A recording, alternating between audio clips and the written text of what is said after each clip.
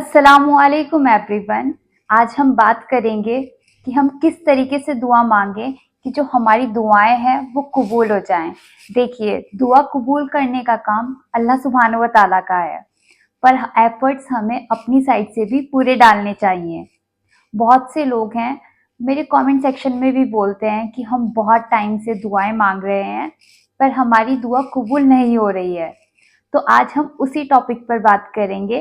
मैं आपको अपना भी तरीका बताऊंगी और जो कुछ स्कॉलर्स हैं, जिन स्कॉलर्स को मैंने नोटिस किया है या वीडियोस देखी है, तो मैं उनका भी तरीका आपके साथ शेयर करूंगी। मैंने बहुत सारे स्कॉलर्स की वीडियोस से सीखा है कि वो सब ना एक तरतीब से दुआ मांगते हैं, और जो हम लोग होते हैं ना, हम तरतीब से दुआ मांगते ही नहीं है। तो कहीं ना कहीं ये हमारी ही गलती है। तो वो जो तरीका है वो आज हम इस वीडियो में सीखेंगे, जो कि बहुत ज़्यादा सिंपल तरीका है और मैं भी फॉलो करती हूँ। मुझे नहीं पता इस तरीके को लेकर कोई ऑथेंटिक हदीस है या नहीं। देखिए, सबसे पहली बात जो मैंने अपनी पहली वीडियोस में भी आपको बोली है कि जब आप दुआ मांगें तो आप पॉजिटिव माइंडसेट के साथ दुआ मांगा करें।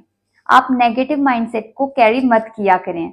आप बिल्कुल पॉजिटिव रहें। अगर आपके माइंड में थोड़ी सी भी नेगेटिविटी आ रही है ना, तो आपको डीप ब्रीथिंग करनी है। इनहेल करना है और एक्सहेल करना है। इससे क्या होगा, जो आपका दिमाग है ना वो शांत हो जाएगा, और आपको अपना दिमाग शांत करने की बहुत ज्यादा जरूरत है। उसके बाद जब आप ऐसा कर लेंगे ना, तो आपका माइंडसेट पॉजिटिव हो जाएगा, और आपका जो गुमान है, आपका जो आपकी दुआओं पर यकीन है, वो और ज्यादा स्ट्रांग हो जाएगा।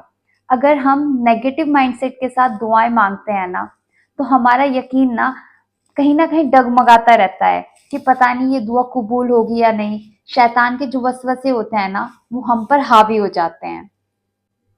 दूसरी बात, आपको अपनी फर्ज नमाज पढ़नी है। आपको पूरे 5 टाइम की नमाज पढ़नी है और एक भी टाइम की मिस नहीं करनी है। और आपको कोशिश करनी है कि आप अपनी हर फर्ज नमाज के बाद दुआ करें। जो भी चीज़ आप अल्लाह ताला से चाहते हैं, आप अपनी फर्ज नमाज के बाद अल्लाह ताला के सामने ज़रूर रखें। ज़्यादा से ज़्यादा इस्तग़फ़ार करें। इस्तग़फ़ार का ज़िक्र मैं अपनी हर वीडियो में करती ही हूँ, क्योंकि हमारी दुआ कबूलियत में सबसे बड़ी रुकावट हमारे गुनाह हैं। आपको दिल से इस्तग़फ़ार करनी है, दिल से तौबा करनी है। अल्लाह ताला के सामने अपने गुनाहों का एतराफ़ करना है और अल्लाह से दुआ करनी है कि अल्लाह ताला जो भी मैंने गुनाह किए हैं उनको माफ़ कर दे, और जो भी गुनाह मेरी दुआ कबूलियत में रुकावट हैं, उन गुनाहों को भी माफ़ कर दे। और सबसे इम्पॉर्टेंट चीज़, आपको तहज्जुद पढ़ने का ट्राई करना है। आपको तहज्जुद की नमाज मिस नहीं करनी।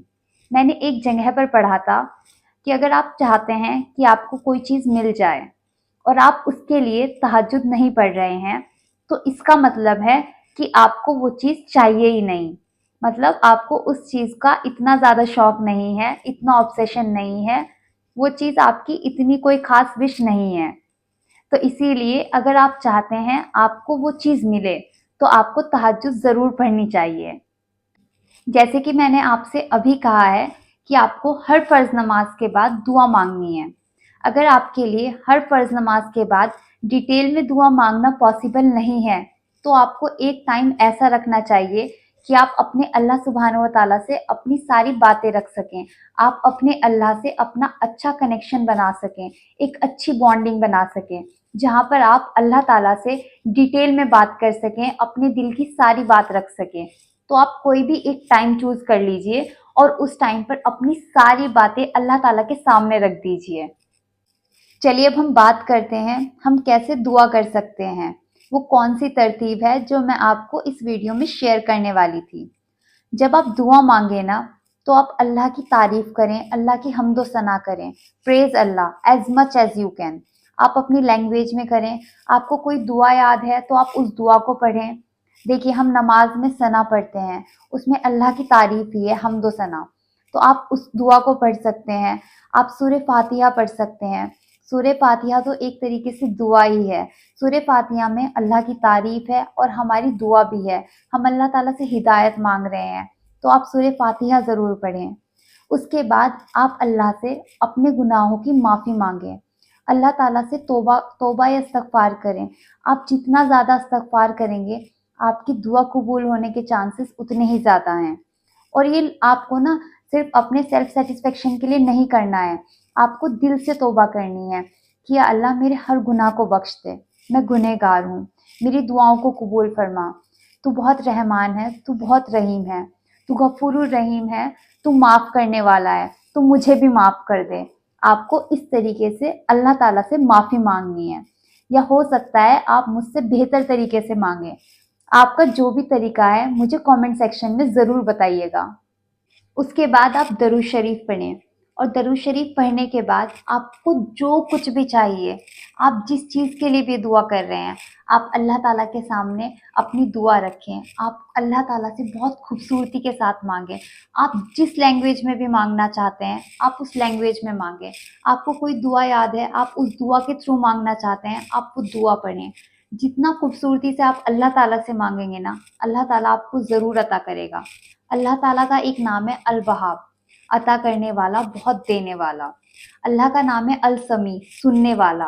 अल्लाह का नाम है अल मुजीब, दुआ कबूल करने वाला। तो जब आप अल्लाह से मांगेंगे तो अल्लाह आपको सुनेगा भी, अल्लाह आपकी दुआ को कबूल भी करेगा, अल्लाह आपको वो चीज़ अता भी करेगा। जितना डेस्परेट होकर आप दुनिया को दिखाते हैं ना कि आपको वो चीज़ चाहिए, क्यों चाहिए, वो सब चीज़ें ना आप अल्लाह से बताओ। आप कितना डेस्परेट हैं, आपको वो चीज़ क्यों चाहिए, आप उसके बाद कितना खुश हो जाएँगे। अपनी सभी फीलिंग्स अल्लाह ताला के सामने एक्सप्रेस कर दो। जब हम अपनी अम्मी के सामने कोई चीज़ बताते हैं कि आपको वो चीज़ चाहिए, तो हमारी जो अम्मी होती हैं वो पूरा बेस्ट कोशिश करती हैं कि वो हमें वो वाली चीज़ दे दें। तो आप कैसे सोच सकते हैं कि जो अल्लाह हमें 70 माँओं से भी ज़्यादा प्यार करता है, वो हमें खाली हाथ लौटा देगा। जब आप अल्लाह ताला के सामने अपने हाथ फैलाओगे ना, तो अल्लाह ताला आपके उठे हुए हाथों की ना लाज रखेगा। तो आपको अल्लाह ताला के सामने सारी चीज़ें एक्सप्रेस कर देनी है। और उसके बाद फिर आपको, जब आप अपनी सारी दुआएँ माँग लें, अब आपकी दुआएँ पूरी हो जाएँ, उसके बाद आपको दरूद शरीफ पढ़नी है।